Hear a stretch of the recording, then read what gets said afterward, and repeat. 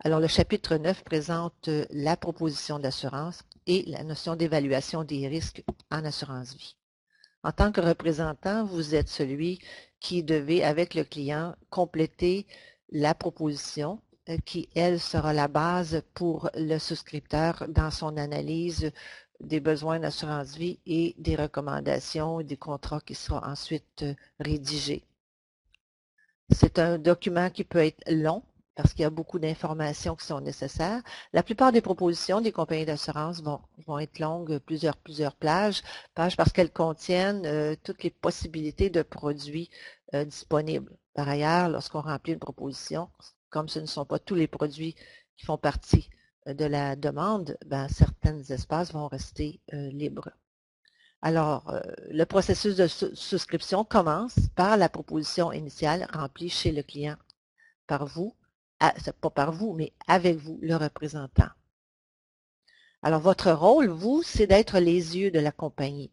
Pourquoi on dit ça? C'est parce que vous êtes la personne qui est le lien entre le client et la compagnie elle-même. Donc, vous êtes comme vraiment le délégué de l'entreprise. La proposition doit comprendre de l'information exacte. On doit y confirmer l'identité du titulaire et de l'assuré et il doit y avoir les signatures appropriées. Il est très important d'avoir des informations exactes pour ne pas avoir à revenir chez le client pour compléter les propositions incomplètes. Une fois la proposition complétée et qu'elle arrive sur le bureau de l'assureur, donc à la souscription, il va y avoir une évaluation du risque par celui-ci. Et au départ, pour vous donner une idée, il y a comme une note 100 qui est attribuée, qui est le risque moyen, qui est dans l'ensemble de la population, c'est-à-dire un risque normal. Si le risque est plus faible, la note va être réduite, et si le risque est plus élevé, il va se retrouver sur la cote au-dessus de 100. Entre autres, on va voir ça en détail plus loin. Vient ensuite l'émission et la livraison de la police. Alors, le représentant va se rendre chez le client et remettre la police en personne. Pourquoi c'est important d'y aller en personne? C'est pour s'assurer qu'il n'y a pas eu de changement dans la situation médicale, financière ou dans le style de vie du client depuis la date de la proposition. Car si c'était le cas, on ne pourrait pas livrer la police à ce moment-là. Il faudrait la ramener pour une réévaluation des nouvelles conditions. Alors, que comprend la proposition? Rapidement, le proposant ou le titulaire de police, évidemment, son nom, son prénom, son adresse, ses coordonnées. S'il y a dans la police un titulaire subrogé, si ce n'est pas l'assuré. La personne assurée elle-même, c'est donné aussi.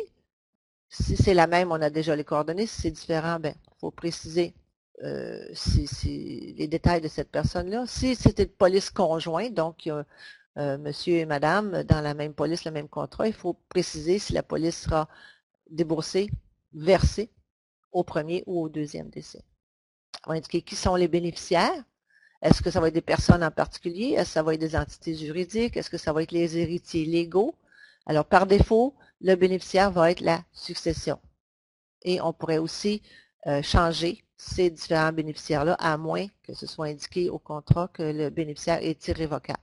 Irrévocable, qui veut dire qu'on ne peut changer le bénéficiaire sans la signature de celui-ci. Ça va indiquer aussi le type de police qui est proposé. OK? La seule proposition sert à toutes les sauces, évidemment. Pour ce qui est de la vie universelle, qui est beaucoup plus, comme vous l'avez vu, le calcul du coût de mortalité et la prestation de décès vont être détaillés de façon plus importante. Et il va y avoir une illustration du contrat pour s'assurer que les conditions du contrat dans ce cas-là sont claires pour le client. S'il y a des avenants et garanties complémentaires, elles sont ajoutées. Et aussi la façon que les primes vont être payées est indiquée aussi. On va aussi, s'il y a des participations dans la police, vie entière, demander de déterminer certains choix de l'option des participations. On a vu que c'était soit versement, capitalisation, achat d'assurance libérée, etc. Ensuite, la capacité financière, le but, c'est d'avoir une idée des finances de notre client pour savoir s'il va être en mesure de payer les primes. Ça peut être en lien avec des questions sur sa profession, qui est son employeur, est-ce que ses revenus sont stables, quelle est sa valeur nette. On parle ici du titulaire de la police, bien sûr, parce que c'est la personne qui va payer les primes. Au niveau de l'assuré lui-même, on va voir s'il y a un intérêt assurable pour le titulaire de prendre une assurance vie sur la vie de quelqu'un d'autre. Et là, on sait qu'il y a quand même un intérêt assurable vis-à-vis des enfants, les petits-enfants, les conjoints, les personnes dont il est le soutien, un employé si on est en affaires. Donc, ça prend un intérêt financier vis-à-vis d'une autre personne aussi. Il y a une exception si un assuré potentiel confirme son consentement s'il n'y a pas de ce genre de lien-là. C'est plus rare. Justification du montant de la protection, ben on ne dit pas, ben, regarde, prenez donc 500 000, prenez donc 800 000, prenez donc 100 000. Il faut y avoir une analyse de besoin, vraiment comprendre quelles sont les pertes financières au décès, parce qu'on ne veut pas faire en sorte que l'assurance serve à profiter du décès pour s'enrichir, mais plutôt à couvrir les manques à gagner pour maintenir la qualité de vie des survivants. Les antécédents d'assurance sont importants aussi, parce que s'il y a déjà des assurances, on a une certaine couverture qu'on n'aura pas à couvrir de nouveau. Okay? Et tout ça aussi dans le but que l'assurance qu'on va offrir va être d'un montant raisonnable.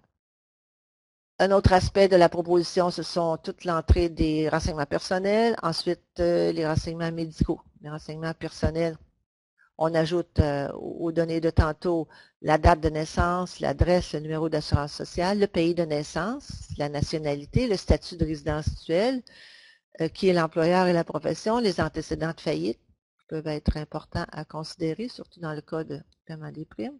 Le style de vie, est-ce que c'est un style de vie plus ou moins à risque dans la population, au niveau de l'analyse plus tard de l'assureur, au niveau des voyages, le tabagisme, l'alcool, les stupéfiants, les antécédents de conduite automobile et les antécédents criminels. On entre ensuite dans les renseignements médicaux. Est-ce que la personne est en santé? Est-ce qu'elle a eu des maladies? Est-ce qu'elle a des traitements? Quel est son historique de santé finalement? Et dans ce cas-ci, c'est en général une longue page, sinon une page et demie de questions que le client doit répondre par oui ou par non. Le rôle du représentant, c'est de lire la question et d'écrire la réponse du client sans la qualifier, sans la qualifier justement, sans diriger le client vers peut-être ce serait mieux de répondre, peut-être vous n'êtes pas sûr, alors répondons non, c'est bon. C'est pas ça. Il faut que ce soit vraiment le client qui répond et vous inscrivez les réponses du client sans autre commentaire. Si le client, dans la proposition, donne des informations qui sont erronées, donc il peut y avoir une erreur, et par inadvertance, le client ne veut pas tromper la compagnie, à ça, si c'est découvert dans les 2 ans de la mise en vigueur de la police, peut-être une annulation, peut-être un ajustement, peut-être une modification. Tout dépend de l'ampleur de l'erreur. Mais si par ailleurs l'information donnée dans la proposition avait l'intention de tromper la compagnie en donnant de l'information erronée, exemple, je ne fume pas lorsque je fume, pour avoir une prime moins élevée, alors au décès, il est possible que la prestation éventuelle ne soit pas versée, que la police soit même annuler les primes remboursées à la succession, si la compagnie se rend compte que la personne était fumeur, mais au moment de la proposition. En d'autres termes, qu'elle a menti. Donc, on s'appelle ça une fraude, une présentation frauduleuse des faits. Elle a voulu tromper l'assureur. Là, l'assureur a un beau jeu et ça peut dépasser 2 ans à ce moment-là, cette découverte-là. Si l'information est incomplète, ça peut retarder tout simplement la mise en vigueur de la police, étant donné qu'il faut que l'information soit complète pour faire une analyse, donc les renseignements doivent être complétés. En tout dernier lieu, dans la proposition, il y a un espace qui est réservé aux représentants. Le représentant écrit là des commentaires s'il en est, qui pourraient avoir une influence sur l'évaluation du risque. Alors, la plupart du temps, il n'y a pas rien à écrire là si tout a été bien clair dans la proposition. Et si vous écrivez quelque chose là, c'est bien sûr quelque chose qui va être pris sérieusement par la compagnie d'assurance. Donc, il faut faire attention à ce qu'on écrit. Alors, la proposition arrive chez l'assureur qui va commencer son évaluation des risques. Et cette partie, je vais vous la proposer un peu plus loin parce que ça sera une vidéo qui serait trop long en ce moment de faire tout d'un seul coup. Alors, bonne étude et à plus tard pour la suite.